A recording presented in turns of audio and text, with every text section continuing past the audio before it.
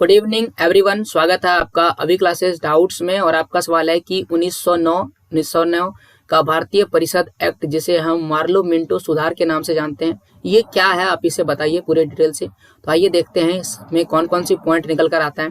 देखिए, नवंबर 1906 में Lord Curzon के स्थान पर लॉर्ड मिंटो को भारत का वायसराय नियुक्त किया गया। यानी ये दोनों ही कौन थे? वायसराय थे। बट अभी लॉर्ड कर्जन जो है वे खत्म हो गए और अब 1909 में कौन आ गया? Lord Minto. तथा जॉन मार्लो को भारत का सचिव नियुक्त किया गया। यानी भारत का अब एक सचिव भी होता था, तो भारत का सचिव नियुक्त किया गया किसको? जॉन मार्लो को। 1909 के अधिनियम द्वारा भारतीयों को विधि निर्माण यानी कानून बनाने तथा प्रशासन दोनों का प्रतिनिधित्व प्रदान कर दिया गया। यानी कि भारतीय भी अब नियम कानून बना सकते हैं और प्लस अपने प्रशासन में योगदान दे सकते हैं। केंद्रीय विधानसभा में सदस्य संख्या को क्या कर दिया गया? बढ़ा करके 60 कर दिया गया।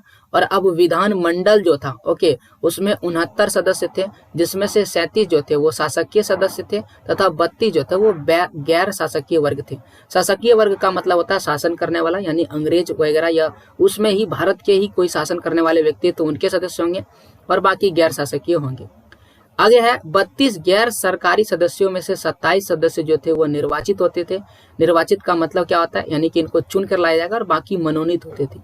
इस अधिनियम ने केंद्रीय तथा प्रांतीय विधायी शक्तियों को बढ़ा दिया। यानी कि केंद्र के पास जो शक्ति है और जो प्रांत के पास शक्ति है, यानी कि आप समझिए राज्य के पास जो शक्ति है, इन दोनों को क्या कर दिया गया? बढ़ा दिया गया।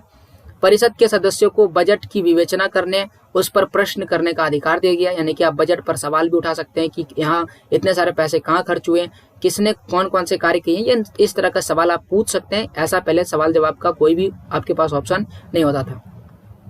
इस अधिनियम के द्वारा मुसलमानों के लिए पृथक मताधिकार तथा पृथक निर्वाचन क्षेत्र की स्थापना की गई। पृथक का मतलब होता है अलग, यानी कि अब चूंकि मुसलमान धीरे धीरे अपने लिए अलग चीजों की मांग कर रही थी, वो चाहती थी कि हमारे लिए अलग देश का निर्माण हो, इसलिए मुसलमानों के लिए अलग पृथक निर्वाचन, यानी कि उनके लिए अलग से मताधिकार और अलग से निर्वाचन क्षेत्र का भी गठन किया गया, और यहाँ से ही विभाजन की शुरुआत होने लगती है।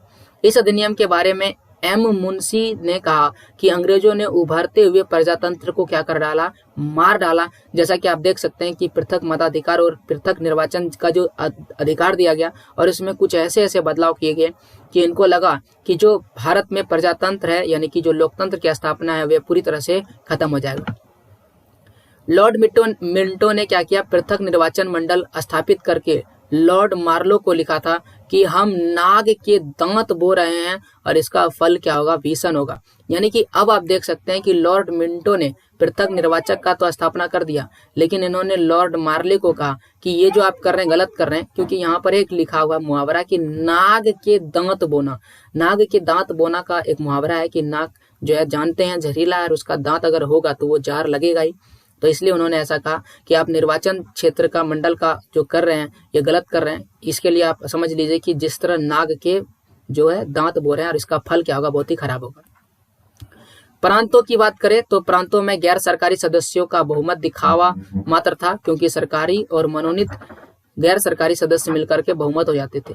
यानी कि यहाँ पर जो कहा जाता है कि गैर सरकारी का बहुमत, गैर सरकारी मतलब होता है जो सरकार से सदस्य नहीं है उनका बहुमत हो सकता है, लेकिन कोई ऐसा संभावना ही नहीं था कि गैर सरकार का बहुमत हो सकता था, क्योंकि सरकार यानी कि सरकारी सदस्य जो भी थे, जो खुद वायसराय उनको नियुक्त करते थे, और साथ ही साथ खुद वायसराय जिनको मनोनीत करते थे, जो गैर सरकारी होते थे, इनको मिला करके ही इनकी संख्या इतनी ज्यादा हो जाती थी, मान लेते हैं 100 हो जाता था, तो वह गैर सरकारी कभी भी बहुमत हो ही न सकता था। इस अधिनियम के बारे में मजूमदार टिप्पणी करते हैं कि 1909 के सुधार केवल चंद्रमा की चांदनी के समान है। तो यहाँ पर भी एक मुहावरा का प्रयोग किया गया है। चंद्रमा की चांदनी जो है वो सूरज के इतना रोशनी हमें दे नहीं सकती है, रात के अंधेरा को तो हल्का कम कर देता है, लेकिन अंधेरे को खत्म नहीं कर सकती है, और साथ ही साथ उससे किसी भी प्रकार की फसल में उगाया नहीं जा सकता है। तो इसीलिए उन्होंने कहा कि इस अधिनियम से हमें कोई फायदा होने वाला नहीं है। साथ ही साथ रैमजे मैकडोनाल्ड के शब्दों में कह सकता है कि ये सुधार प्रजातंत्रवादी और नौकरशाही के माध्यम से एक अधूरा अल्पकालीन समझौता है। यानी कि ये बिल्कुल अधूरा है और अल्पकालीन समझौता है।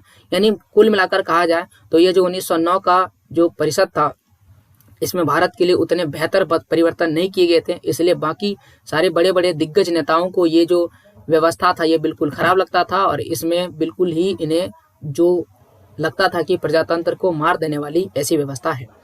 तो यह था आपके सवालों का जवाब कि 1909 के भारतीय परिषद एक्ट से आप क्या समझते हैं। ऐसे ही सवालों के जवाब के लिए सब्सक्राइब कीजिए अभी क्लासेस डाउट को। पूरा वीडियो देखने के लिए थैंक यू।